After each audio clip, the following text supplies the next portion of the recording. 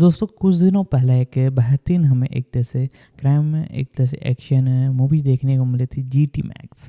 जी हाँ दोस्तों, लोगों द्वारा इसे बड़ा पसंद किया गया और आप में से किसी सब्सक्राइबर ने इस मूवी के लिए कमेंट किया है, तो मैं ये वीडियो आपके लिए लेकर आया हूँ स्पेशली। तो वीडियो को जरूर से लाइक कर दीजिएगा, चैनल को सब्सक्राइब करके बेल आइकन दबा के उसे ऑल पर सेट कर दीजिएगा। अब इसके बारे में हम जानना चालू करते हैं। जब बाइकर्स का एक कुख्यात गिरोह उसके भाई को डकैती के लिए शामिल करता है, तो एक पूर्व मोटोक्रॉस चैंपियन को अपने परिवार को सुरक्षित रखने के लिए अपने सबसे गहरे डर का सामना करना पड़ता है।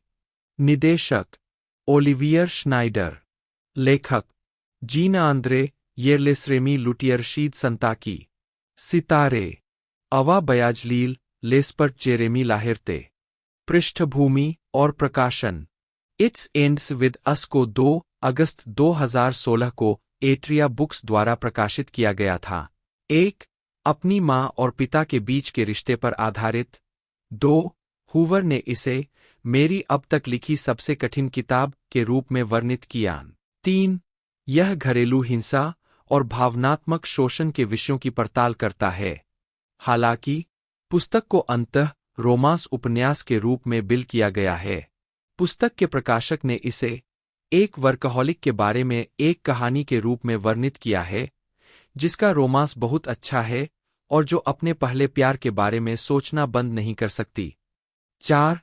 18 अप्रैल 2023 को पुस्तक का एक विशेष संग्रहकर्ता संस्करण प्रकाशित किया गया था।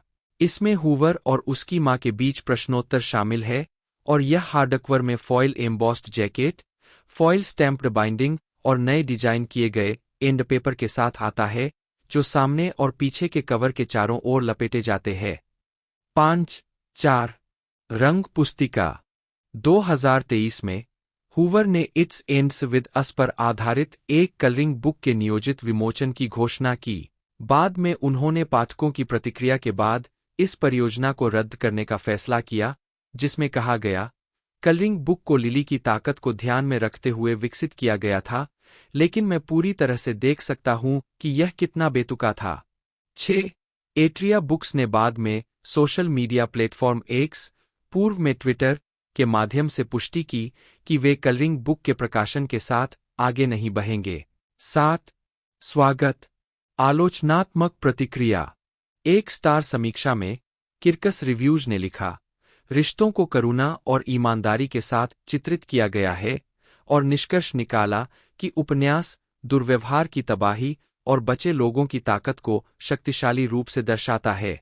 8. रोमांटिक टाइम्स ने कहा, इट्स एंड्स विद अस लेखक की लेखन कला और उत्थानशील, रोमांटिक और गंभीर कथानकों को एक साथ बुनने की उनकी क्षमता का एक आदर्श उदाहरण है।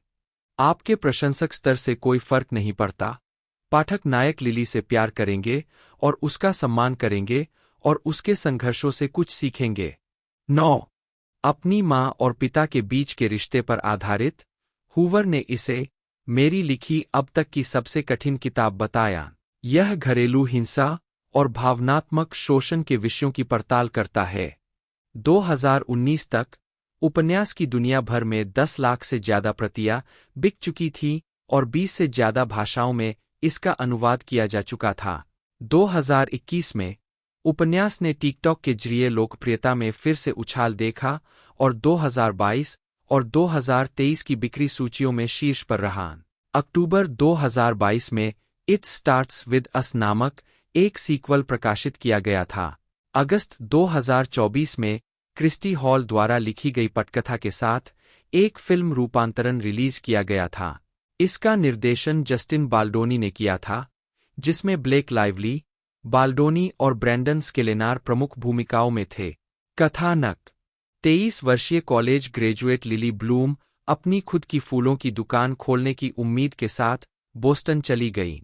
वह एक टूटे हुए परिवार में पली-बड़ी, उसके दिवंगत पिता एंड्रयू, उसकी मां जेनी के साथ शारीरिक रूप से दुर्व्यवहार करते थे, जिसके कारण लिली उनसे नाराज हो गई, साथ ही अपनी मां के उनके साथ रहने से भी नाराज हो गई।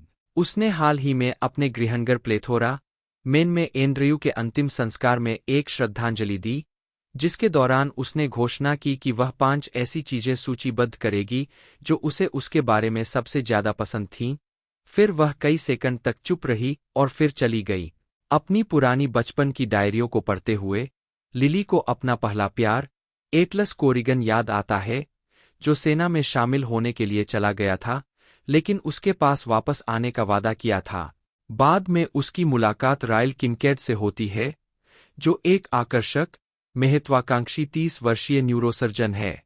वे परस्पर आकर्षित होते हैं, लेकिन रिश्ते को आगे नहीं बढ़ाते क्योंकि लिली प्रतिबद्धता चाहती है, जबकि रायल केवल आकस्मिक संबंधों की एक श्रृंखला में रुचि रखता है। हालांकि एक बार जब लिली सफलतापूर्वक अपना व्यवसाय शुरू कर देती है, तो वे मिलना जारी रखते हैं और अंततः एक रिश्ता शुरू करते हैं। एक रात जब रायल गलती से एक पुलाव गिरा देता है, तो लिली हंसती है और वह गुस्से में उसे थप्पड़ मारता है और फिर पागलों की तरह माफी मांगता है। लिली को अपने बचपन की याद आती है। भयभीत होते हुए भी वह तय करती है कि वे उसके माता पिता से अलग है और उसकी माफी स्वीकार करती है, लेकिन उसे चेतावनी देती है कि अगर उसने उसे फिर से चोट पहुंचाई तो वह उसे छोड़ देगी। रायल के साथ एक रेस्तरां में भोजन करते समय उसे पता चलता है कि एटलस वहां का मालिक और मुख्य रसोइया है और वह उसके साथ फिर से जुड़ती है, जिससे रायल को तुरंत जलन होती है, जबकि वह इस बात पर जोर देती है कि एटलस केवल उसका दोस्त है। लिली की चोटिल आंख और रायल के पट्टी लगे हाथ को देखकर एटलस को संदेह होता है कि रायल उसके साथ दुर्व्यवहार कर रहा है। वह उसे बाथरूम में एक कोने में ले जाता है और उससे रायल को छोड़ने की विनती करता है। रायल उन्हें खोज लेता है और वे लोग हिंसक रूप से लड़ते हैं। अगले दिन एटलस फूलों की दुकान पर आता है और लिली उसे बताती है कि वह इससे अधिक खुश नहीं हो सकती। वह चला जाता है, लेकिन उसे अपना फोन नंबर देता है। एक रात लिली और रायल ने वेगास में आवेगपूर्ण तरीके से शादी कर ली और एक स्थिर विवाह किया जब तक कि उसे एटलस का नंबर नहीं मिल गया और उसने उसे सीढ़ियों से नीचे धकेल दिया। फिर उसने कबूल किया कि उसने बचपन में अपने भाई एमरसन को गलती से गोली मार दी थी और उसे मार डाला था, जिसके परिणामस्वरूप अनसुलझा आघात हुआ जो बेकाबू क्रोध के दौर में प्रकट होता है। लिली उसे माफ कर देती है, लेकिन बाद में वह उसकी बचपन की डायरी पाता है और पढ़ता है। यह मानते हुए कि उसका एटलस के साथ संबंध है, वह उसका बलात्कार करने का प्रयास करता है। जब वह खुद का बचाव करने की कोशिश करती है तो उसे बेहोश कर देता है। लिली जाग जाती है, घर से भाग जाती है और एटलस को बुलाती है। वह उसे अस्पताल ले जाता है, जहां उसे पता चलता है कि वह रायल के बच्चे की मां बनने वाली है, जिसे वह उससे छिपाना चाहती है।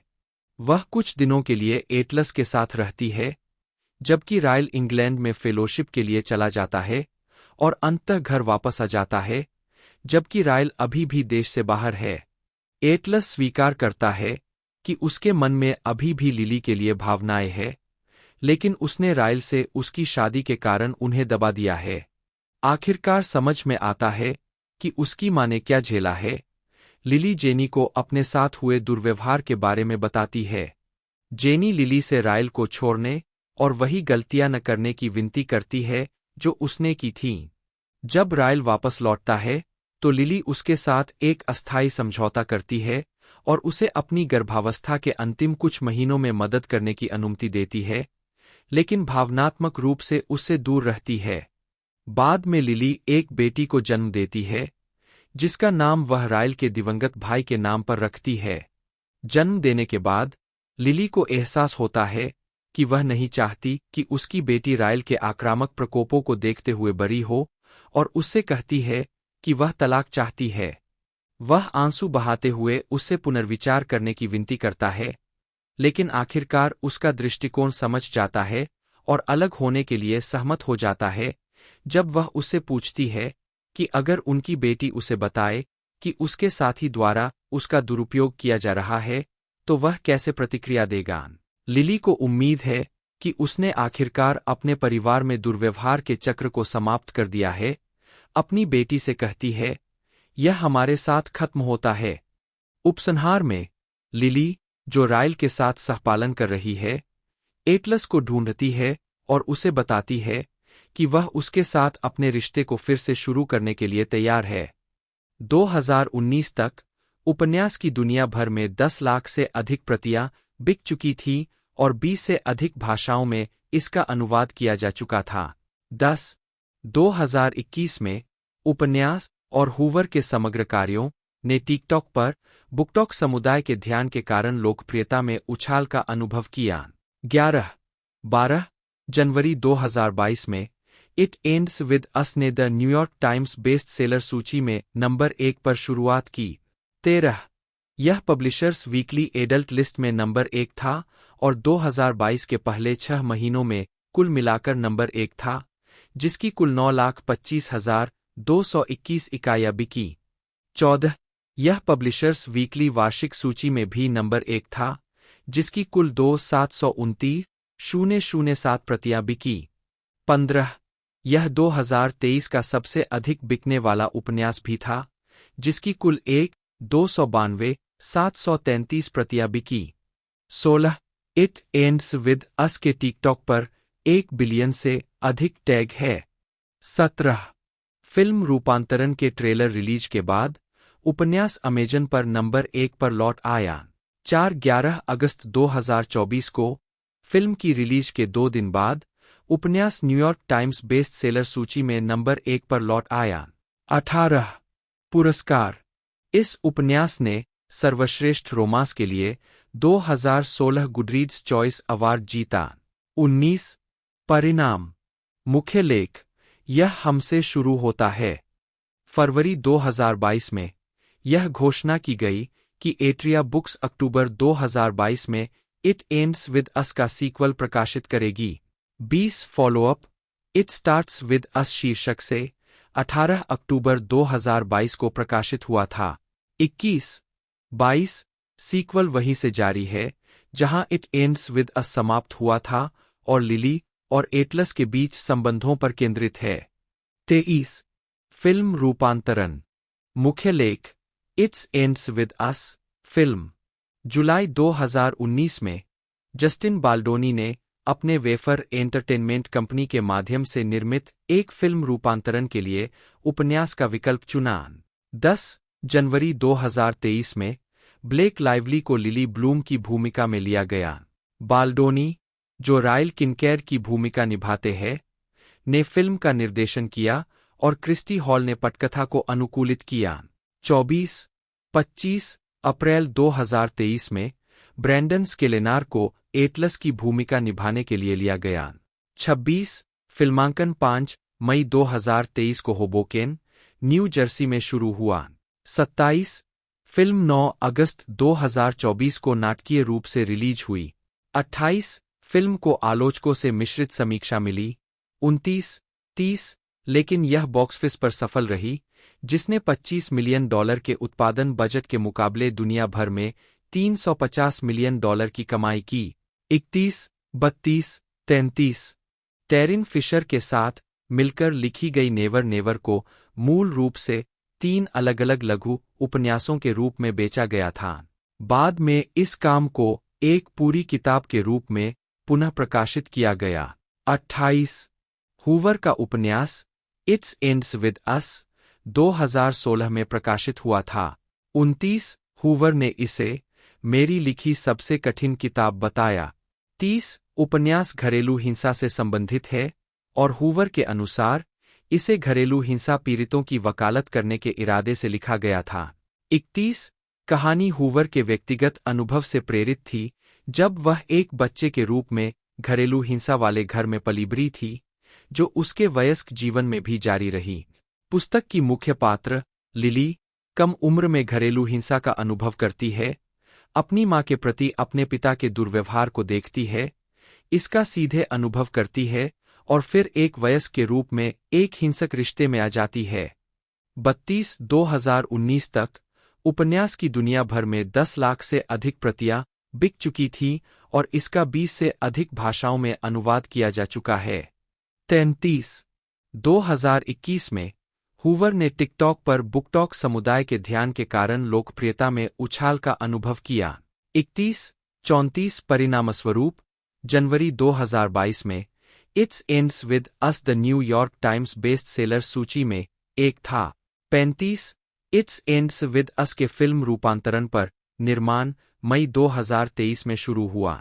36 इसे अगस्त 2024 में मिश्रित आलोचनात्मक समीक्षाओं के साथ रिलीज किया गया, लेकिन बड़ी व्यावसायिक सफलता मिली, जिसने दुनिया भर में $250 मिलियन से अधिक की कमाई की।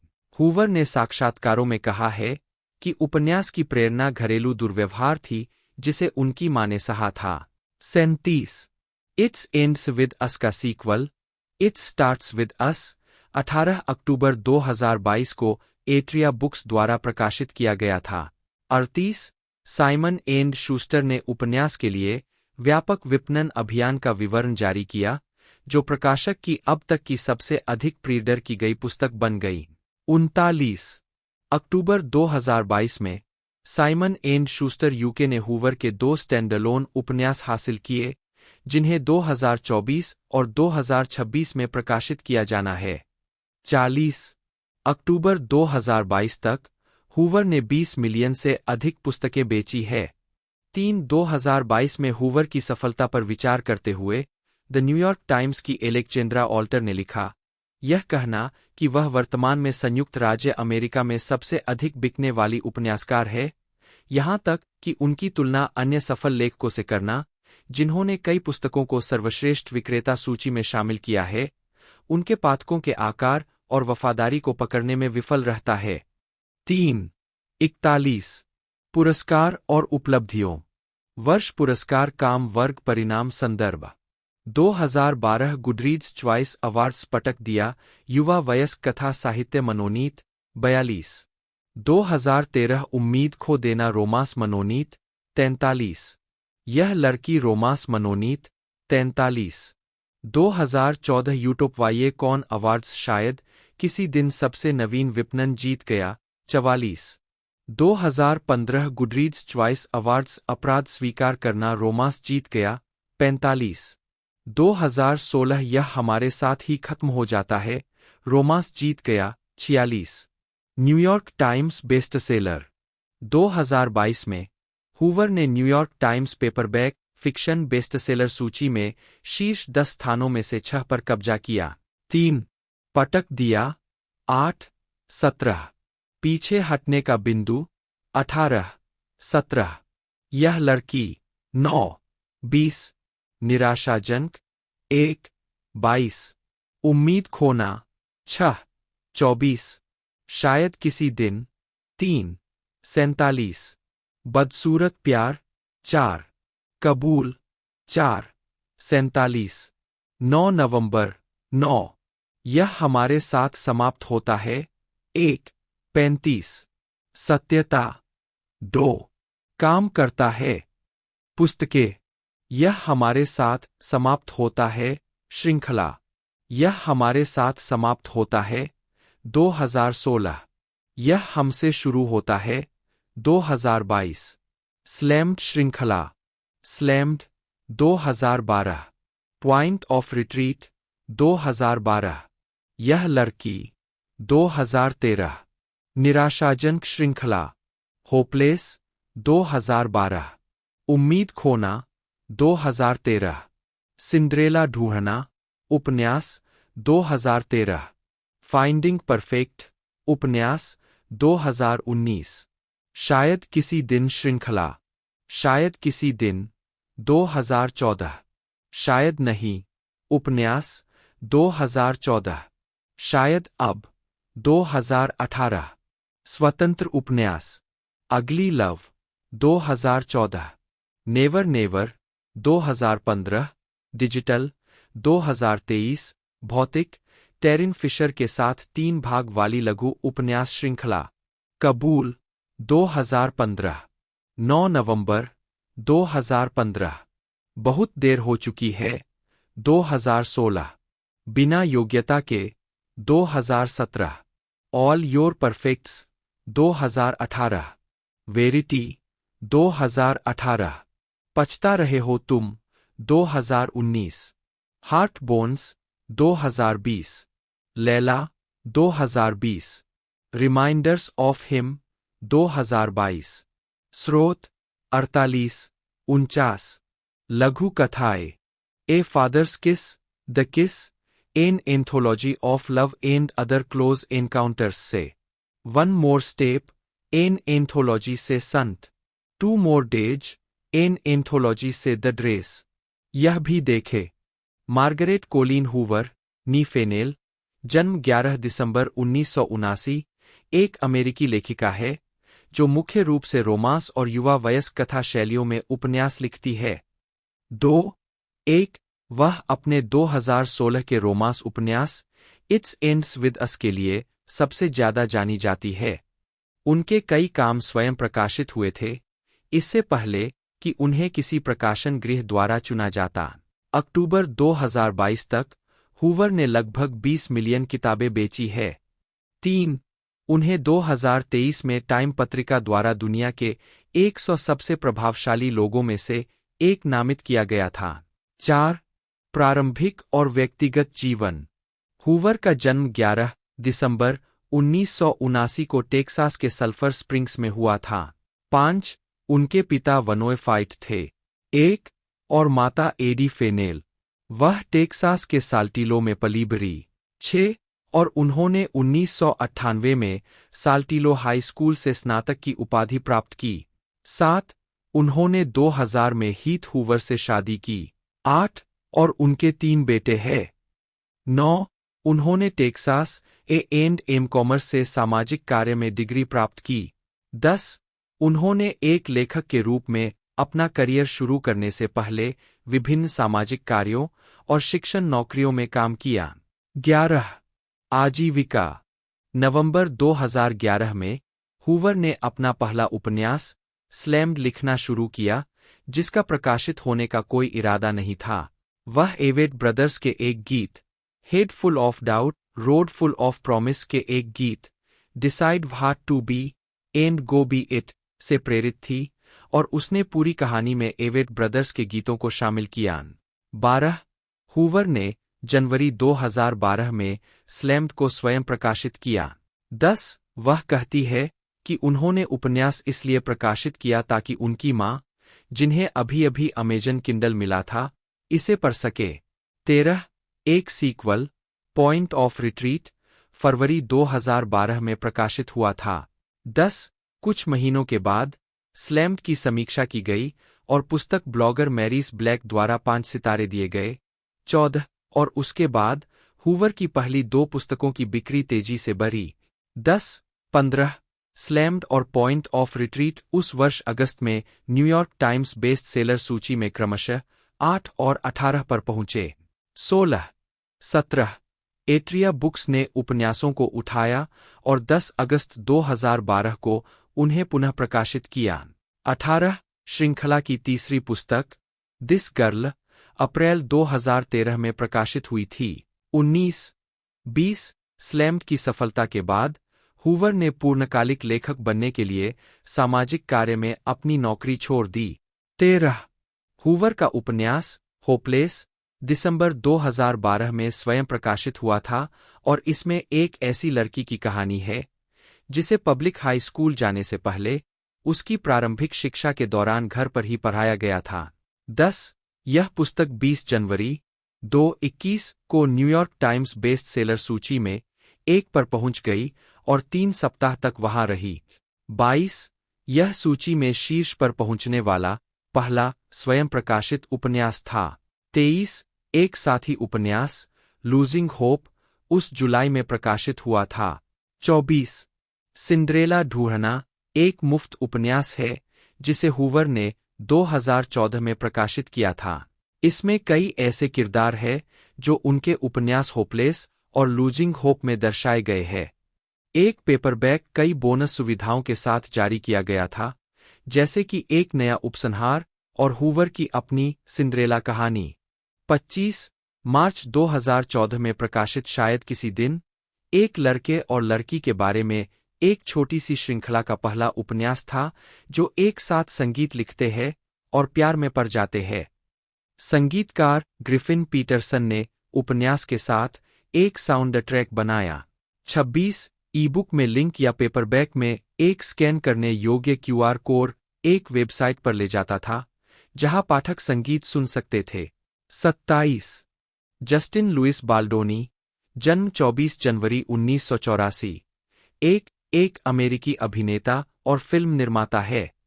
उन्हें CW व्यंग्यात्मक romantic drama Jane the virgin 2014 से 2019 में राफेल सोलानो की भूमिका निभाने के साथ साथ 5 फीट अपार्ट 2019, क्लाउड्स 2020 और इट एंड्स विद अस 2024 फिल्मों के निर्देशन के लिए जाना जाता है। 2 प्रारंभिक जीवन। बाल्डोनी का जन्म लॉस एंजिल्स, कैलिफोर्निया में हुआ था और उनका पालनपोषण मेडफोर्ड, ओरेगन में शेरोन और सैम बाल्डोनी के बेटे के रूप में हुआ था। 3 उनकी मां एक यहूदी परिवार से है। 4 और उनके पिता इतालवी वंश के हैं। उनके दादा लुइस बाल्डोनी, इंडियाना के सीनेटर और इतालवी आप्रवासी है। 5 बाल्डोनी के माता-पिता बहाई धर्म में शामिल हो गए, जिसका बाल्डोनी श्रद्धापूर्वक पालन करते हैं। 6-7 बाल्डोनी ने हाई स्कूल में फुटबॉल खेला और ट्रैक दौड़ लगाई और एक स्थानीय टॉप 40 रेडियो स्टेशन में रेडियो डिस्क जॉकी थे। एक नए अपार्टमेंट की इमारत में जाने के दौरान बाल्डोनी की मुलाकात एक मैनेजर से हुई जिसने उन्हें अभिनय में अपना करियर बनाने की सलाह दी। 8 उन्होंने आंशिक एथलेटिक छात्रवृत्ति पर कॉलेज में भाग लिया, लेकिन बाद में पढ़ाई छोड़ दी। 9 आजीविका। जस्टिन बाल्डोनी 2017 में भाषण देते हुए। 2008 में बाल्डोनी ने अपना पहला संगीत वीडियो लिखा, निर्मित और निर्देशित किया, जिसे चुना गया और उन्हें Dawn Breakers International Film Festival में अपना पहला ऑडियंस चॉइस अवार्ड जीता। 10 2017 संहसा पुरस्कार समारोह में जस्टिन बाल्डोनी। 2012 में बाल्डोनी ने एक digital documentary series my last days बनाई, जो जीने के बारे में एक शो है, जैसा कि मरने वाले द्वारा बताया गया है। 11-12 यह शो अंततः सबसे ज्यादा देखी जाने वाली यूट्यूब डॉक्यूमेंट्री सीरीज में से एक बन गया, जिसे ऑनलाइन स्ट्रीम किया गया। 13 माई लास्ट डेज का दूसरा सीजन CW पर प्रसारित हुआ और तीसरा सीजन 2018 की सर्दियों में रिलीज किया गया। उस सफलता के बाद बाल्डोनी ने वेफर एंटरटेनमेंट की स्थापना की, जो विघटनकारी प्रेरणा पर केंद्रित एक डिजिटल मीडिया स्टूडियो है।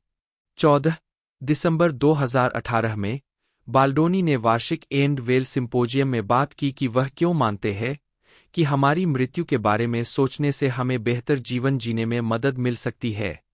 15 2014 से 2019 तक बाल्डोनी ने CW show Jane the Virgin में राफेल सोलानो की भूमिका निभाई। 16 मई 2016 में उन्होंने गर्भवती महिलाओं और नई माताओं के लिए बेली बम्प नाम से एक टाइमलैप्स वीडियो ऐप लॉन्च किया।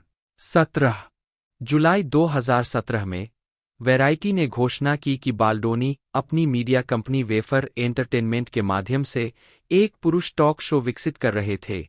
मैन इनफ नामक शो को एक विघटनकारी पैनल सीरीज के रूप में वर्णित किया गया है, जो यह पता लगाती है कि आज एक आदमी होने का क्या मतलब है। 18 एक साक्षात्कार में बाल्डोनी ने शो बनाने का कारण बताया। मैन इनफ वास्तव में इसलिए आया क्योंकि मैं इस बात पर विचार करना चाहता था कि वास्तव में एक आदमी होने का क्या मतलब है, और यह सवाल कि क्या हम इसे सही तरीके से कर रहे हैं। 19 इस शो में मैट मैकगॉरी और जेवियर मुनोज जैसे प्रमुख पुरुष शामिल हैं। 20 अगस्त 2017 में टेड ने घोषणा की कि बाल्डोनी वार्षिक TED विमेन सम्मेलन में एक वक्ता होंगे। 21 बाल्डोनी ने CBS फिल्म्स की 5 फीट अपार्ट का निर्देशन और निर्माण किया, जिसमें कोल स्प्राउस और हेली लू रिचर्डसन ने अभिनय किया, और यह मिक्की डॉटरी और टोबियास इकोनिस की मूल पटकथा पर आधारित है। यह फिल्म 15 मार्च 2019 को रिलीज हुई थी और सिस्टिक फाइब्रोसिस से पीड़ित 2 किशोरों के जीवन को दर्शाती है। 22 उन्होंने वार्नर ब्रदर्स के साथ संगीतकार जैक सोबिएच के जीवन को दर्शाती फिल्म क्लाउड्स का निर्देशन और निर्माण किया। 23 24 14 मई 2020 को यह घोषणा की गई कि डिज्नी प्लस ने फिल्म उद्योग पर कोविड-19 महामारी के प्रभाव के मद्देनजर वार्नर ब्रदर्स से फिल्म के वितरण अधिकार हासिल कर लिए हैं। इसे 16 अक्टूबर 2020 को रिलीज किया गया। 25 वह कोलिन हूवर के इसी नाम के उपन्यास पर आधारित इट एंड्स विद अस का निर्देशन, निर्माण और अभिनय भी करने वाले हैं। 26 2021 में बाल्डोनी ने अपने पिछले टॉक शो और टेड टॉक के समान आधार पर एक किताब जारी की जिसका शीर्षक था मैन इनफ अनडिफाइनिंग माई मैस्कुलिनिटी। 27 उन्होंने सहोस्ट लिज प्लैंक और जेमी हीथ के साथ इसी नाम से एक पॉडकास्ट सीरीज शुरू की। अक्टूबर 2022 में बॉयज विल बी ह्यूमन नामक पुस्तक का बच्चों का संस्करण जारी किया गया। 28 वेफर स्टूडियो बाल्डोनी ने अहमद मुसियोल के साथ मिलकर वेफर स्टूडियो नामक एक प्रोडक्शन कंपनी की स्थापना की जो टेलीविजन, फिल्में और डिजिटल कंटेंट बनाती है। 2019 में वेफर ने 25M कंटेंट फंड की स्थापना करते हुए बहुमत हिस्सेदारी बेच दी। 29-30 कंपनी की परोपकारी शाखा, जिसे वेफर फाउंडेशन कहा जाता है, लॉस एंजल्स के बेघर निवासियों को लाभ पहुंचाती है। 31 वे एक वार्षिक Skid Row Carnival of Love की मेजबानी करते हैं जो रोजगार, शिक्षा, गैरापातकालीन चिकित्सा देखभाल, भोजन, कपड़े, स्वच्छता और अन्य उत्सव जैसे फेस पेंटिंग, लाइव कॉन्सर्ट और बच्चों की गतिविधियों के लिए संसाधन प्रदान करता है, जो हर साल 4000 से अधिक बेघर मेहमानों की सेवा करता है। 32 व्यक्तिगत जीवन लगभग 2 साल की डेटिंग के बाद बाल्डोनी ने जुलाई 2013 में कोरोना, कैलिफोर्निया में स्वीडिश अभिनेत्री एमिली बाल्डोनी नीफ्क्सलर से शादी कर ली। 33 उनकी एक बेटी, 34 और एक बेटा है। 35 बाल्डोनी ने कहा है कि उन्हें ADHD है।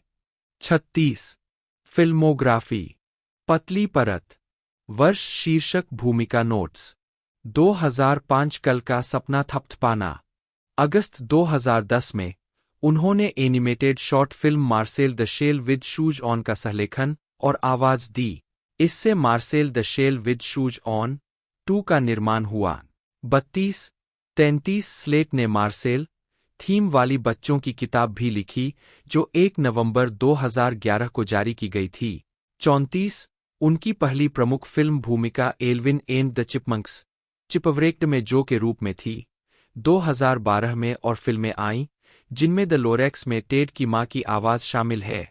पार्क्स एंड रिक्रिएशन में उनकी पहली उपस्थिति 2013 के एपिसोड बेलआउट में थी जिसमें उन्होंने मोनालिसा सेपर्स्टीन की भूमिका निभाई थी। NBC शो में उनकी सफलता के बाद स्लेट ने यूट्यूब पर कैथरीन नामक 12 एपिसोड की मिनी सीरीज रिलीज की और उसमें अभिनय किया जिसमें 1980 के दशक के अंत और 1990 के दशक की शुरुआत में सोपोपेरा सौंदर्यशास्त्र का जश्न मनाया गया। 35-23 जुलाई 2013 को वह ड्रंक हिस्ट्री में दिखाई दी जिसमें कोका कोला के निर्माण के इतिहास को फिर से बताया गया। 2014 में स्लेट ने comedy drama film obvious child में अभिनय किया जो एक युवा स्टैंड अप कॉमिक के जीवन का अनुसरण करती है क्योंकि वह एक अनियोजित गर्भावस्था और अंतः गर्भपात से जूझती है। 36 स्लेट ने कॉमेडी में सर्वश्रेष्ठ अभिनेत्री के लिए क्रिटिक्स चॉइस अवार्ड जीता। 37 न्यूपोर्ट बीच फिल्म फेस्टिवल में सर्वश्रेष्ठ ब्रेकआउट प्रदर्शन, Santa Barbara international Film Festival में वर्चुओसोस अवार्ड और फिल्म में उनके प्रदर्शन के लिए महिला फिल्म क्रिटिक्स सर्कल अवार्ड्स में सर्वश्रेष्ठ हास्य अभिनेत्री। स्लेट ने एफएक्स सीरीज मैरिड के पहले सीजन में जूडी ग्रीर और नैट फैक्सन के साथ सहअभिनय किया। 38 उन्होंने सीजन 2 में सीरीज को नियमित रूप से छोड़ दिया लेकिन फिर भी कुछ एपिसोड में दिखाई दी। सारा बर्न्स ने सीरीज में उनकी जगह ली। स्लेट क्रोल शो में आवर्ती पब्लिसिटी स्केच में लिज बी के रूप में दिखाई दिए, साथ ही कई अन्य आवर्ती और एक बार के पात्रों में। 2015 में श्रृंखला समाप्त होने तक लगभग हर एपिसोड में कुछ क्षमता में प्रदर्शन किया। 2016 में स्लेट ने Disney animated comedy adventure film Zootopia में डॉन बेलवेदर और animated feature the secret life of pets में गिजेट की आवाज दी। स्लेट और उनके पिता ने मैसाचुसेट्स के मिल्टन में स्लेट के बचपन के घर में रहने के समय के बारे में अबाउट द हाउस नामक एक किताब लिखी, जो दिसंबर 2016 में प्रकाशित हुई थी। 2017 में स्लेट ने फिल्म गिफ्टेड में बोनी स्टीवेंसन की भूमिका निभाई, जो एक 7 वर्षीय गणितीय प्रतिभा की शिक्षिका थी। अक्टूबर 2019 में स्लेट ने नेटफ्लिक्स पर एक स्टैंड अप कॉमेडी स्पेशल जारी किया, जिसका शीर्षक स्टेज फ्राइट था। स्लेट ने 2019 में लिटिल वियर्स नाम से उनकी किताब प्रकाशित की, जिसमें जीवन और रिश्तों के बारे में उनके संघर्ष और विचार है। 2017 से 2019 तक स्लेट ने animated Netflix series big mouth में द्विजातीय चरित्र मिस्सी फोरमैन ग्रीनवल्ड को आवाज दी। स्लेट ने 24 जून 2020 को इंस्टाग्राम पर लिखते हुए भूमिका से बाहर निकल गए कि शो की शुरुआत में मैंने खुद से तर्क किया कि मेरे लिए मिस्सी का किरदार निभाना जायज है, क्योंकि उसकी माँ यहूदी और श्वेत है जैसा कि मैं हूँ, लेकिन मिस्सी भी अश्वेत है और एनिमेटेड शो में अश्वेत पात्रों को अश्वेत लोगों द्वारा निभाया जाना चाहिए। 2022 में स्लेट समीक्षकों द्वारा प्रशंसित विज्ञान कथा film Everything Everywhere All at Once में बिग नोज के रूप में दिखाई दी। यहूदी रूरियों से जुड़े होने के कारण फिल्म की डिजिटल रिलीज के लिए उनके किरदार का मूल नाम बदलकर डेबी द डॉग मॉम कर दिया गया था। 41 अपने प्रदर्शन के लिए उन्होंने बाकी कलाकारों के साथ मोशन पिक्चर में एक कलाकार द्वारा उत्कृष्ट प्रदर्शन के लिए स्क्रीन एक्टर्स गिल्ड अवार्ड जीता। व्यक्तिगत जीवन। स्लेट 2010 के दशक की शुरुआत में फिल्म निर्माता डीन फ्लेचर कैंप के साथ लॉस एंजिल्स जाने से पहले ब्रुकलिन के कोबल हिल में रहती थीं। 42 सितंबर 2012 में स्लेट ने फ्लेचर कैंप से शादी कर ली। 43 उन्होंने Marcel the shell with shoes On franchise पर सहयोग किया, जिसमें किताबें, लघु फिल्में और बाद में 2021 की फीचर फिल्म शामिल है। इस जोड़ी ने मई 2016 में अपने अलग होने की घोषणा की, जिसके बाद उन्होंने कुछ समय के लिए साथी अभिनेता क्रिस इवांस को डेट किया। 44 सितंबर 2019 में स्लेट ने डेवोल्स जनरल स्टोर के मालिक, कला क्यूरेटर और लेखक बेन शट्टक से अपनी सगाई की घोषणा की। 46 3 फरवरी 2021 को स्लेट ने घोषणा की कि उसने एक बेटी को जन्म दिया है। 47 शट्टक और स्लेट ने नए साल की पूर्व संध्या 2021 पर अपने लिविंग रूम में शादी की। कोविड-19 महामारी के दौरान पहले 3 रद्द होने के बाद शादी का उनका चौथा प्रयास। 48 फिल्मोग्राफी। चाबी उन कार्यों को दर्शाता है जो अभी तक जारी नहीं हुए हैं। पतली परत। वर्ष शीर्षक भूमिका नोट्स। 2010 जूते पहने हुए मार्सेल द शेल मार्सेल, आवाज लघु फिल्म, लेखक भी।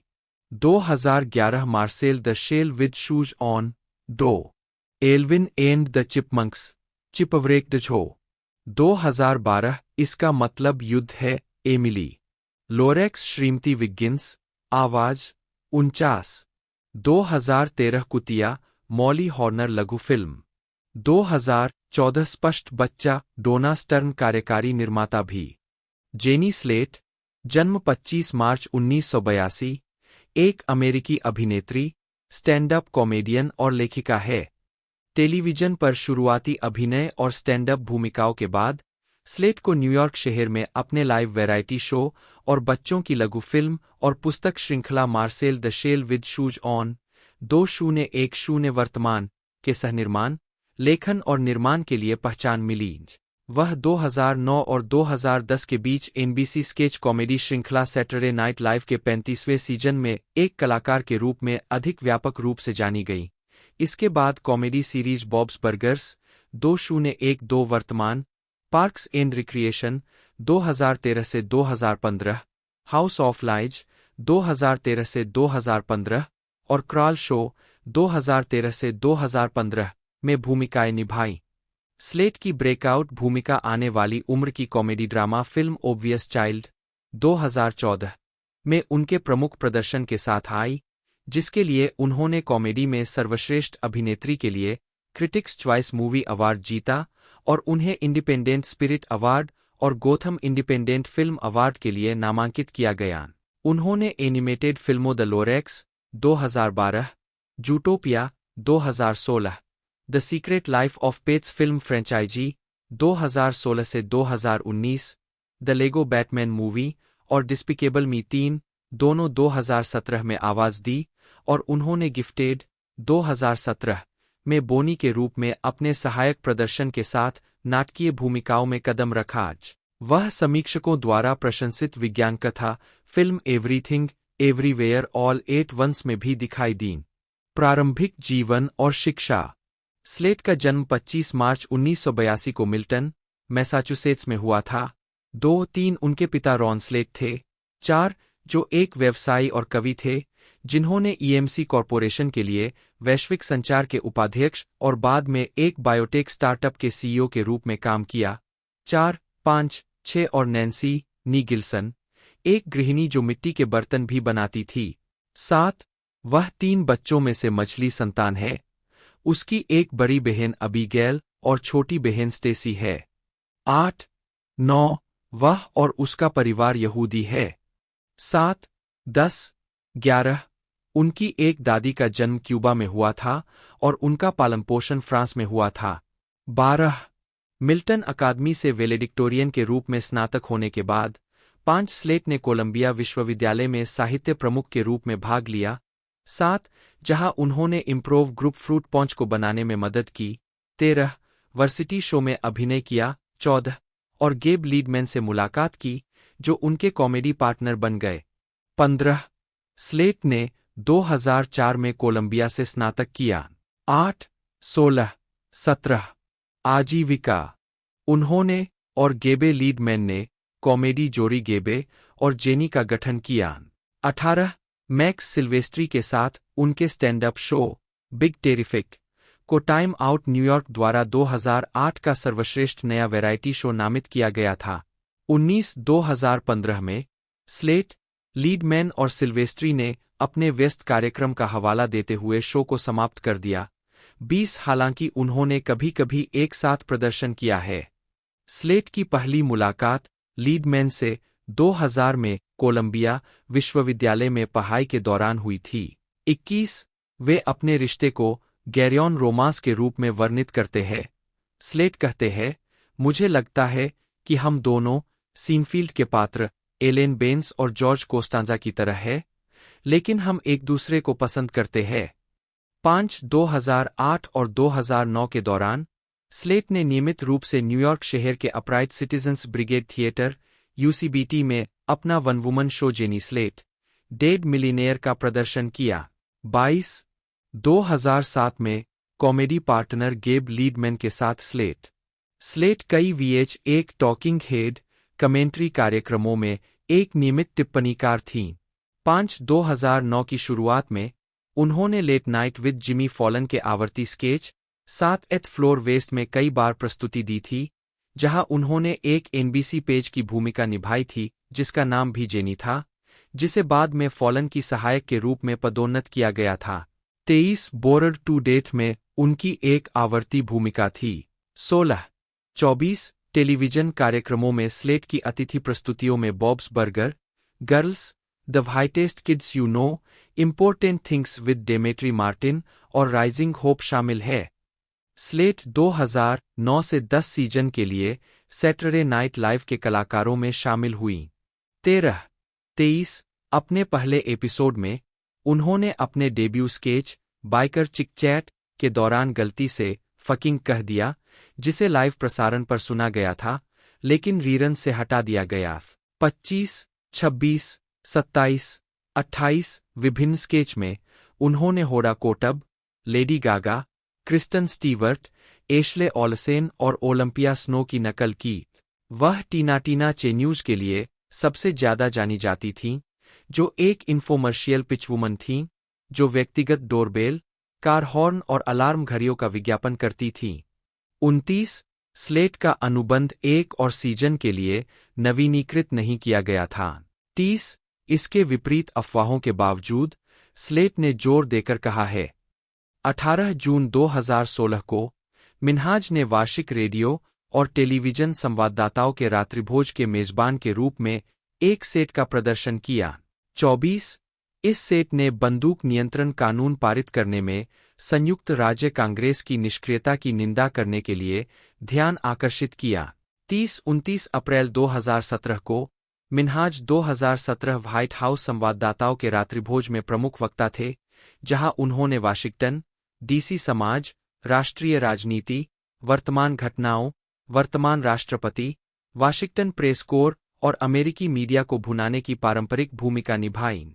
31 उन्होंने अमेरिकी राष्ट्रपति डोनाल्ड ट्रंप की आलोचना की, जो रात्रिभोज का बहिष्कार कर रहे थे। 32 उन्हें मुख्य झूठा कहा और कहा, केवल अमेरिका में ही दूसरी पीढ़ी का भारतीय अमेरिकी मुस्लिम बच्चा मंच पर आ सकता है और राष्ट्रपति का मजाक उड़ा सकता है। उन्होंने प्रेस को अपना काम करने की याद दिलाई और कहा, मैं आप सभी को धन्यवाद देना चाहता हूं। मैं पत्रकारों की एक पीढ़ी को प्रेरित करने के लिए वुडवर्ड और बर्नस्टीन को धन्यवाद देना चाहता हूं और मैं अगली पीढ़ी को प्रेरित करने के लिए डोनाल्ड ट्रंप को धन्यवाद देना चाहता हूं। 2 मिन्हाज का one man show homecoming king अक्टूबर 2015 में ऑफ ब्रॉडवे पर शुरू हुआ। 16:33 इस शो में आज संयुक्त राज्य अमेरिका में अप्रवासी अनुभव का एक केंद्रीय विषय दिखाया गया था, जिसमें दूसरी पीढ़ी के भारतीय अमेरिकी मुस्लिम के रूप में मिन्हाज के जीवन की कहानियों को दर्शाया गया था। बाद में उन्होंने इस शो को अपने पहले stand up special Hasan Minhaj Homecoming King में बदल दिया, जिसका प्रीमियर 23 मई 2017 को नेटफ्लिक्स पर हुआ। इस स्पेशल को जनवरी 2017 में मिन्हाज के अल्मा मेटर यूसी डेविस के मोंडवी सेंटर में फिल्माया गया था। 3 और इसने एक टेलीविजन पीबॉडी अवार्ड जीता। 34 मिन्हाज 2016 में प्रदर्शन करते हुए 2017 से 2022 मार्च 2018 में नेटफ्लिक्स ने घोषणा की कि मिन्हाज मंच पर अपने साप्ताहिक शो की मेजबानी करेगा। 35-36 हसन मिन्हाज के साथ नए शो पैट्रियट एक्ट का प्रीमियर 28 अक्टूबर 2018 को हुआ। इसे 32 एपिसोड का शुरुआती ऑर्डर मिला। पैट्रियट एक्ट आधुनिक सांस्कृतिक, राजनीतिक और आर्थिक परिदृश्य की पड़ताल करता है। 5 शो के बारे में एपिसोड लिखते समय मिन्हाज अक्सर सामग्री विकसित करने में शोधकर्ताओं की भूमिका को बाहर कर देते थे या सीमित कर देते थे और तथ्य जांचकर्ताओं को खारिज कर सकते थे। 6 कई महिला निर्माताओं ने सेट पर दुर्व्यवहार और उत्पीड़न की शिकायत की और कानूनी कार्रवाई की धमकी दी, जिसे अंततः अदालत के बाहर सुलझा लिया गया। 37-6 अप्रैल 2019 में मिन्हाज को टाइम के दुनिया के 100 सबसे प्रभावशाली लोगों में सूचीबद्ध किया गया। 39 छात्र ऋण संकट पर मिन्हाज के एपिसोड के प्रसारित होने के कुछ महीनों बाद उन्हें सितंबर 2019 में अमेरिकी कांग्रेस के समक्ष इस मुद्दे पर गवाही देने के लिए बुलाया गया था। अगस्त 2020 में मिन्हाज ने घोषणा की कि 40 एपिसोड के बाद श्रृंखला का नवीनीकरण नहीं किया जाएगा। 27 नवंबर 2018 को कॉमेडी सेंट्रल ने गोटफेस नामक एक विशेष कार्यक्रम प्रसारित किया, जिसमें मिन्हाज, फहीम अनवर, आसिफ अली और अरस्तु अथारी शामिल थे। 41 फरवरी 2019 में मिन्हाज ने उत्तरी कैरोलिना के चार्लोट में बोजेंगल्स कोलिजियम में NBA all star celebrity game के दौरान अवे रोस्टर पर खेला। 42 सितंबर 2019 में उन्होंने छात्र ऋण पर वित्तीय सेवाओं की अमेरिकी हाउस कमेटी की सुनवाई के दौरान गवाही दी। 13 नवंबर 2020 को यह घोषणा की गई थी कि मिन्हाज एक आवर्ती भूमिका में Apple TV Plus drama the Morning Show के सीजन 2 में शामिल होंगे। 44 2021 से 2022 में मिन्हाज ने संयुक्त राज्य भर में एक कॉमेडी टूर किया, जिसका समापन अक्टूबर 2022 में नेटफ्लिक्स के विशेष द किंग्स जस्टर की रिलीज के साथ हुआ। 45 2022 में मिन्हाज ने पहले Warner Brothers Spotify Batman podcast Batman unburied में द रिडलर को आवाज दी। 46 वह 2023 के podcast the Riddler secrets in the dark में भूमिका को फिर से निभाने वाले हैं। 30 अक्टूबर 2022 को मिन्हाज सेलिब्रिटी जेपार्डी में एक प्रतियोगी के रूप में दिखाई दिए, जहां उनकी एनिमेटेड और अति उत्साही प्रतिक्रियाओं ने उन्हें शो के पुराने प्रशंसकों द्वारा अब तक का सबसे कष्टप्रद प्रतियोगी का संदिग्ध सम्मान दिलाया। 2023 वर्तमान फरवरी 2023 में मिन्हाज इसे होस्ट करने के लिए द डेली शो में लौट आए। वह होस्ट ट्रेवर नोआ के जाने के बाद शो की मेजबानी करने वाले कई प्रमुख व्यक्तियों में से एक थे। अन्य होस्ट में Wanda Sykes, Jordan Klepper, Roy Wood junior, John Leguizamo और अल फ्रैंकन शामिल है। 49 मार्च 2023 में मिन्हाज ने 38वें इंडिपेंडेंट स्पिरिट अवार्ड्स की मेजबानी की। उसी वर्ष उन्होंने जेनिफर लॉरेंस की comedy film No Hard Feelings में सहायक भूमिका निभाई थी। जुलाई 2024 में मिन्हाज ने अपना खुद का राजनीतिक टॉक शो और podcast Hasan Minhaj Doesn't Know launch किया। 50 पहले एपिसोड में उन्होंने सीनेटर एलिजाबेथ वॉरेन का साक्षात्कार लिया। 51, 52 और उसके बाद स्टेसी अब्राम्स 53 और सीनेटर बर्नी सैंडर्स का साक्षात्कार लिया। 54, 55 अक्टूबर 2024 में मिन्हाज ने नेटफ्लिक्स पर अपना तीसरा stand up comedy special of with his head 56 release किया। स्पेशल में उन्होंने द न्यू यॉर्कर की आलोचना को फटकार लगाई और इस घोटाले को बेवकूफ़ी भरा बताया। 57 अलंकरण के आरोप। द न्यू यॉर्कर के सितंबर 2023 के अंक में मिन्हाज पर अपने हास्यपूर्ण कृत्यों के लिए केंद्रीय कहानियों जैसे राजनीतिक सक्रियता और भेदभाव को अलंकृत करने का आरोप लगाया गया था। उदाहरणों में एंथ्रेक्स की धमकी देने वाला पत्र शामिल था जो उनकी बेटी पर फैल गया और एक FBI मुखबिर द्वारा उनकी मस्जिद में घुसपैठ करने का मनगढ़ंत विवरण शामिल था। मिन्हाज ने अक्टूबर 2023 में जवाब दिया, जिसमें द न्यू यॉर्कर पर महत्वपूर्ण तथ्यों को छोड़ने का आरोप लगाते हुए टेक्स्ट संदेश और ऑडियो साक्षात्कार दिए।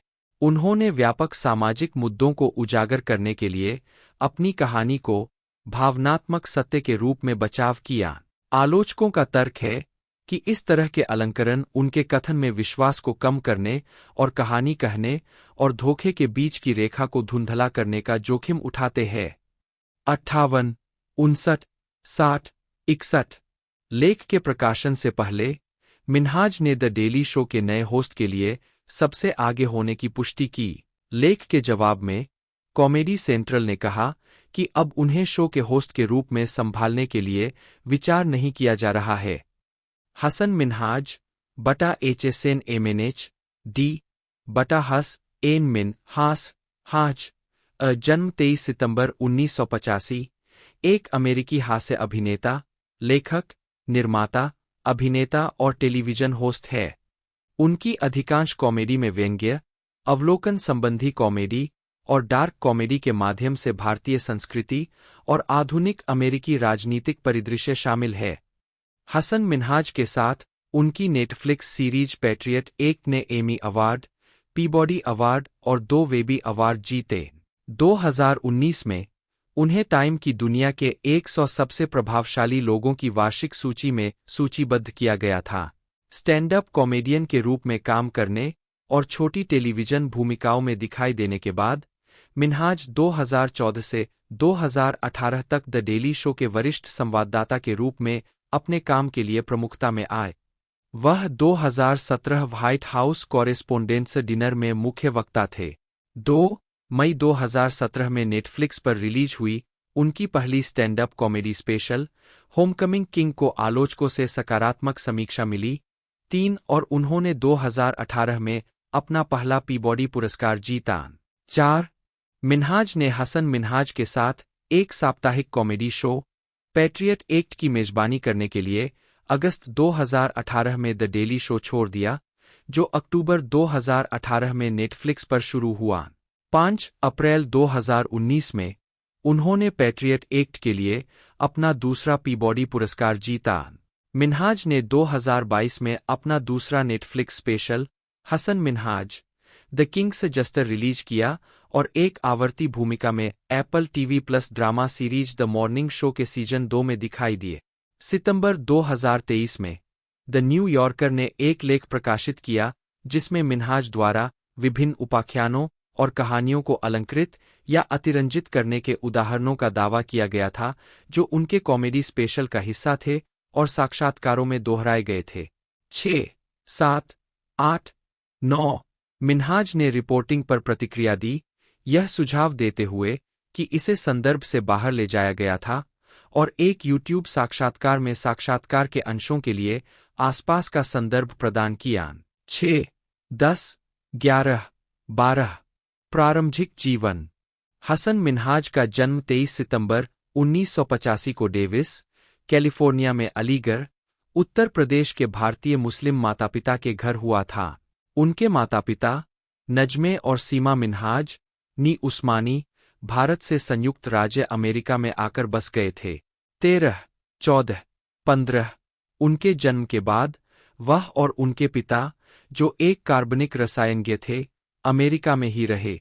उनकी मां मेडिकल स्कूल पूरा करने के लिए 8 साल के लिए भारत लौट आईं। 16, 3 साल बाद 1989 में अपनी बहन को जन्म देने के लिए अमेरिका आईं। 17, मिन्हाज ने डेविस सीनियर हाई स्कूल में पढ़ाई की, जहां से उन्होंने 2003 में स्नातक किया। 18, उन्होंने कैलिफोर्निया विश्वविद्यालय, डेविस से 2007 में राजनीति विज्ञान में कला स्नातक की डिग्री प्राप्त की।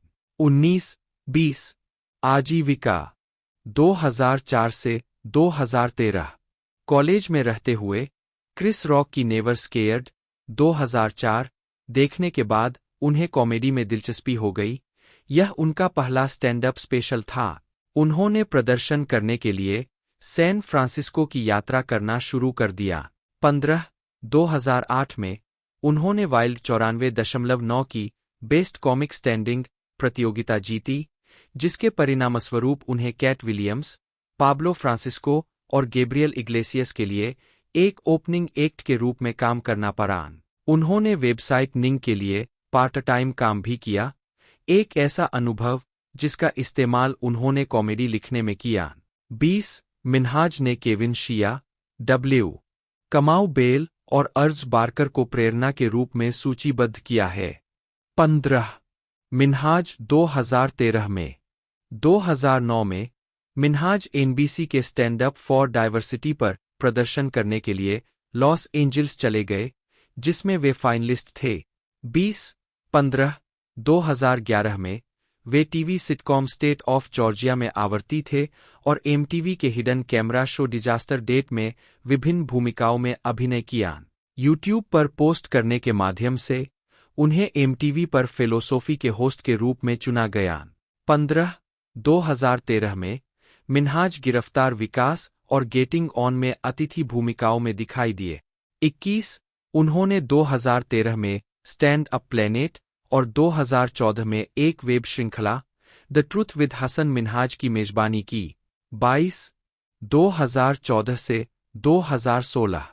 19 नवंबर 2014 को मिन्हाज द डेली शो में एक संवाददाता के रूप में शामिल हुए, जो तत्कालीन होस्ट जॉन स्टीवर्ट द्वारा नियुक्त अंतिम व्यक्ति थे।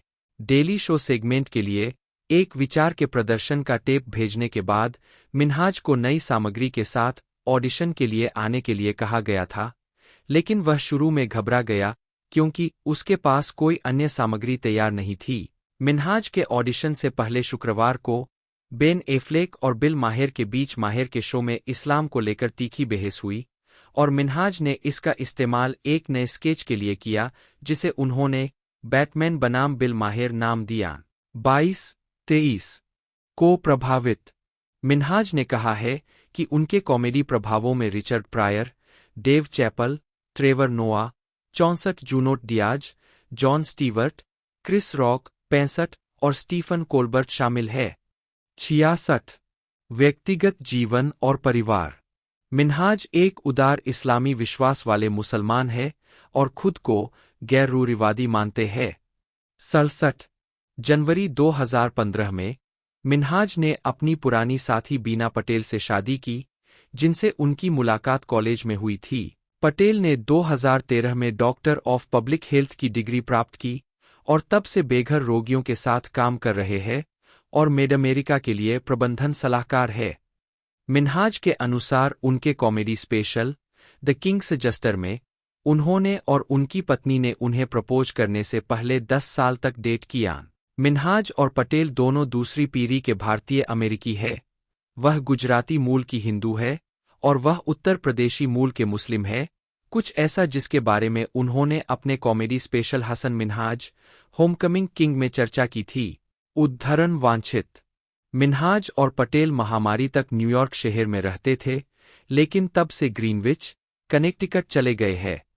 69 उनकी एक बेटी अप्रैल 2018 में जन्मी, 70 और एक बेटा फरवरी 2020 में जन्मा है। 71 मिन्हाज ने गर्भधारण करने के लिए अपनी और अपनी पत्नी के संघर्ष के बारे में बताया है। जब उनकी पत्नी ने उन्हें प्रजनन क्लिनिक में जाने के लिए राजी किया, तो यह निर्धारित किया गया कि समस्या उनकी प्रजनन क्षमता के साथ थी, न कि उनकी पत्नी की। मिन्हाज ने वेरिकोसेले की मरम्मत प्रक्रिया करवाई जब उन्हें पता चला कि उनके अंडकोश में बहुत अधिक रक्त है। दंपति 2 बच्चों को जन्म देने में सक्षम थे। 73 अंग्रेजी के अलावा मिन्हाज हिंदुस्तानी भाषा के दोनों प्रमुख रजिस्टरों हिंदी और उर्दू में पारंगत है। 75 वह सैक्रामेंटो किंग्स के प्रशंसक है, क्योंकि वे पास में ही पले बड़े हैं। उनके बेटे ने किंग्स थीम पर पहली जन्मदिन की पार्टी रखी थी और उन्होंने टीम का सहस्वामी बनने पर विचार किया है। 76 अक्टूबर 2023 में उन्होंने गाजा पट्टी में इजरायल के सैन्य हमले की आलोचना की और युद्धविराम का आह्वान किया। 77 फिल्मोग्राफी। पतली परत। वर्ष शीर्षक भूमिका नोट्स। 2010 मेरे बुरे बचपन की सच्ची कहानियां, वह स्वयं लघु फिल्म। 2011 ताकाहाशी का स्थानांतरण अनुदान। 2012 भारतीय Spider Man Hasan Peter Patel. 2013 अच्छा बेटा, डॉक्टर का बेटा। 2017 कठिन रात जो। 2018 हत्या की सबसे अधिक संभावना अमीर, वह जासूस जिसने मुझे छोड़ दिया, टोफर डफर। 2019 पिता, वह स्वयं दस्तावेजी फिल्म। 2023 बुरा न मानो डॉग खान, प्रेतवाधित हवेली पुलिस स्केच कलाकार। 2024 बेब्स मार्टी, यह हमारे साथ ही खत्म हो जाता है, Marshall. 2025 Tron, Ares Ajay Patel डाक उत्पादन। इसके बाद स्केलेनार ने रोलांड एमरिच की मिडवे फॉर लायंसगेट 20 में वुडी हैरेल्सन, ल्यूक इवांस और पैट्रिक विल्सन के साथ काम किया। स्केलेनार ने जॉर्ज एच. गे जूनियर का किरदार निभाया, जो द्वितीय विश्व युद्ध के दौरान मिडवे की निर्णायक लड़ाई में भाग लेने वाले 30 एयर क्रू में से एकमात्र जीवित व्यक्ति था। इसके बाद उन्होंने स्वतंत्र फिल्म जोन्सिन में अभिनय किया, एक अपराध कॉमेडी जो एक शराब तस्कर के बारे में है, जो गलत पहचान के कारण अपहरण कर लिया जाता है और खुद को शहर में 2 प्रतिद्वंद्वी गिरोहों के बीच फंसा हुआ पाता है। 2020 की शुरुआत में उन्हें तानिया रेमोंडे और रोसन्ना अर्कवेट के साथ स्वतंत्र फिल्म फुटरा डेज की मुख्य भूमिका में लिया गया था। फिल्म भविष्य की यात्रा करने वाले और नियंत्रण की प्रकृति की खोज करने वाले व्यक्ति के बारे में है। 21 अपनी भूमिका के लिए उन्हें 2022 में वियना इंडिपेंडेंट फिल्म फेस्टिवल में सर्वश्रेष्ठ अभिनेता का पुरस्कार मिला। 22 मार्च 2021 में वह टेरिन मैनिंग और कोरी हार्ड्रिक्ट के साथ फिल्म करेन के कलाकारों में शामिल हुए। 23 2022 में उन्हें Paramount plus Yellowstone prequel television series 1923 में स्पेंसर डटन की भूमिका में लिया गया। 24 फिल्मोग्राफी। पतली परत। वर्ष शीर्षक भूमिका नोट्स। 2011 कोनो क्लब संरक्षक। 2016 हंकी डोरी वर्जिल। 2017 मंदिर जेम्स। 2018 मैपलथोर्पे एडवर्ड मैपलथोर्प। उपाध्यक्ष बॉबी प्रेंटिस। ग्लास जबरा जो। जादुई चिराग ऑस्टिन। 2019 बीच का रास्ता जॉर्ज गे।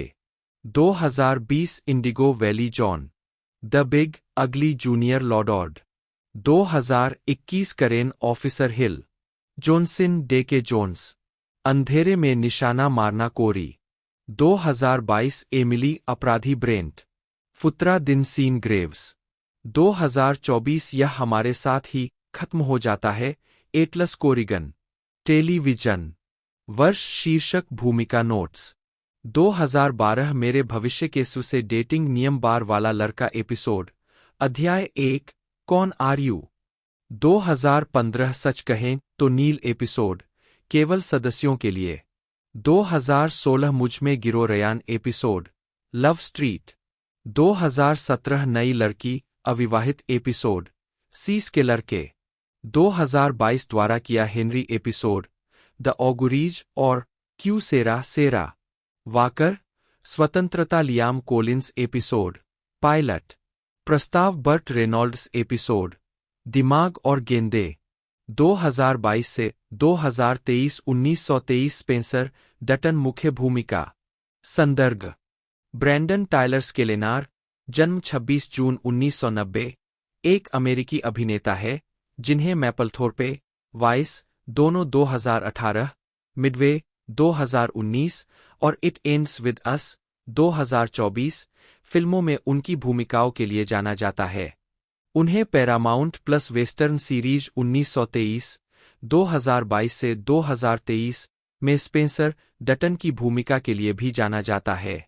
प्रारंभिक जीवन और शिक्षा, स्केलेनार का जन्म और पालन पोषण उत्तरी न्यू जर्सी में हुआ। 1-2 उनके माता पिता ब्रूस फेकिंस और फ्रांसिन स्केलेनार है। उद्धरण वांछित, उनकी मां चेकोस्लोवाकियाई वंश की है। उद्धरण वांछित, स्केलेनार ने हाई स्कूल के बाद न्यू जर्सी छोड़ दिया और लॉस एंजल्स चले गए, जब तक कि उन्हें 20 साल की उम्र में एक प्रबंधक द्वारा साइन नहीं किया गया, तब तक उन्होंने अजीबोगरीब काम किए। 2 आजीविका, स्केलेनार ने 2011 की फिल्म कॉर्नरड से अपने पेशेवर फिल्मी करियर की शुरुआत की। अगले वर्ष वह माई फ्यूचर सेल्फ की टेलीविजन श्रृंखला डेटिंग रूल्स में दिखाई दिए।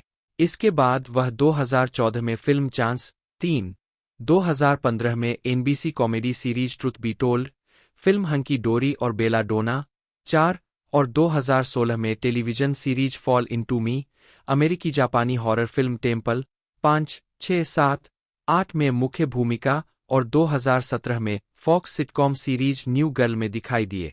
9 इसके बाद उन्हें 2018 की जीवनी पर आधारित ड्रामा फिल्म मैपलथोर्पे में एडवर्ड मैपलथोर्पे की भूमिका में लिया गया, जो न्यूयॉर्क के फोटोग्राफर रॉबर्ट मैपलथोर्पे के जीवन पर आधारित है। 10 इसे 2018 में त्रिबेका फिल्म फेस्टिवल में प्रदर्शित किया गया। 11, 12, 13 जहां इसे यूएस नैरेटिव कॉम्पिटिशन सेक्शन में उपविजेता नामित किया गया। 14, 15 स्केलेनार को मैपलथोर्पे में उनके प्रदर्शन के लिए कई मीडिया आउटलेट से सकारात्मक आलोचनात्मक प्रशंसा मिली, जिसमें बॉय कल्चर भी शामिल था, जिन्होंने उनकी मैट स्मिथ के साथ उनके मनोवैज्ञानिक रूप से चार्ज किए गए दृश्यों में अधिकतम प्रभाव डालने के लिए प्रशंसा की। 16 वह 2018 की जीवनी पर आधारित ड्रामा फिल्म वाइस में Amy Adams, Steve Carell, Christian Bale और सैम रॉकवेल के साथ दिखाई दिए। फिल्म राजनीतिज्ञ डिक चेनी के जीवन की पड़ताल करती है और इसका निर्देशन अकादमी पुरस्कार विजेता एडम मैके ने किया है। इसके बाद स्केलेनार अमीर नादेरी की फिल्म मैजिक लैंटर्न के अलावा द लास्ट रूम और ग्लास जॉ में भी दिखाई दिए। 17 जून 2018 में स्केलेनार को स्वतंत्र ड्रामा फिल्म इंडिगो वैली में भी लिया गया, जो निर्देशक जैकलीन बेथनी की इसी नाम की लघु फिल्म पर आधारित है।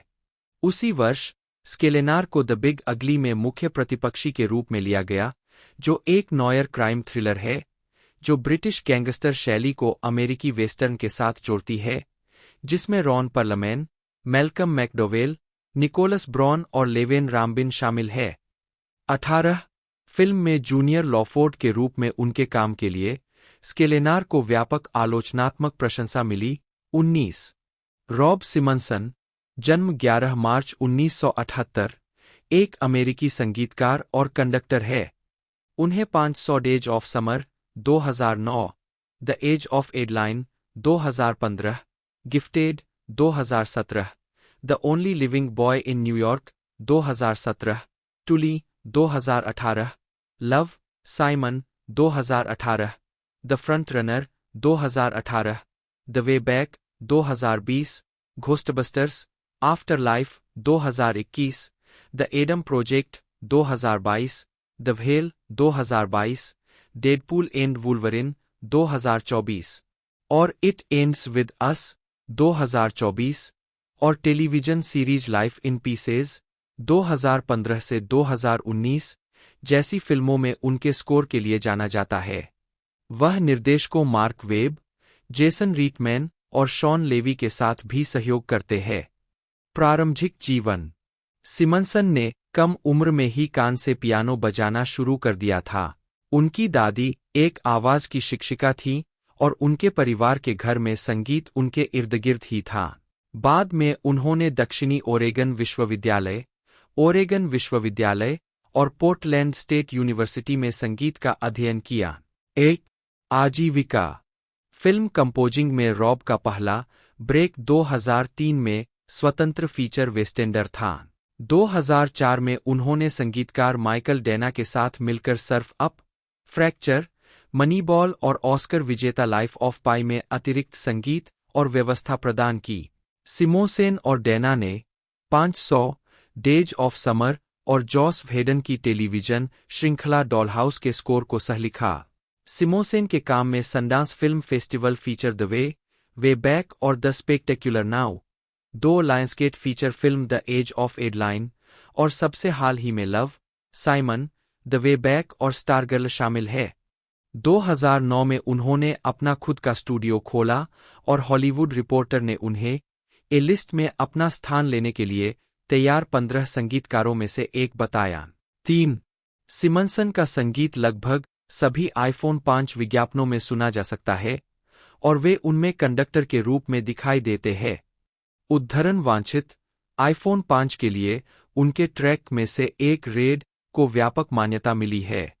उनका संगीत कोका कोला के 2018 Super Bowl TV spot The Wonder of Us में दिखाया गया था। 6 सितंबर 2019 को सिमोसेन ने सोनी मास्टरवर्क्स पर अपना पहला एकल एल्बम रेवेरीज रिलीज किया। 5-6 पुरस्कार। वर्ल्ड साउंड ट्रैक अवार्ड, नामांकन, discovery of the year for the spectacular now, the way back 2013। 7 international film music critics award, नामांकन, एक्शन, एडवेंचर, थ्रिलर फिल्म के लिए सर्वश्रेष्ठ मूल score, nerve 2016। 8 Hollywood music in media award, नामांकन, the whale 2022 के लिए एक स्वतंत्र फिल्म में सर्वश्रेष्ठ मूल score, 9 Indiana film journalist award, नामांकन, द व्हेल 2022 के लिए सर्वश्रेष्ठ संगीत स्कोर, 10 फिल्मोग्राफी। फिल्में वेस्टेंडर 2003। तो दोस्तों ये एक एक्शन क्राइम मूवी है। बाकी IMDb रेटिंग की बात की जाए तो इसकी IMDb रेटिंग 10 में से 5 है। रेड टमाटोज पर इसे लगभग 60% लोगों ने पसंद किया है। तो ये बेहतरीन मूवी रहने वाली है। यदि आप एक्शन क्राइम मूवी देखना चाहते हो, एक तरह से रेसिंग से रिलेटेड है, तो ये आपके लिए बेस्ट चॉइस रहने वाली है। बाकी पूरी जानकारी मैंने आपको बता दी है। आज की इस वीडियो में इतना ही। मिलते हैं अगले वीडियो में।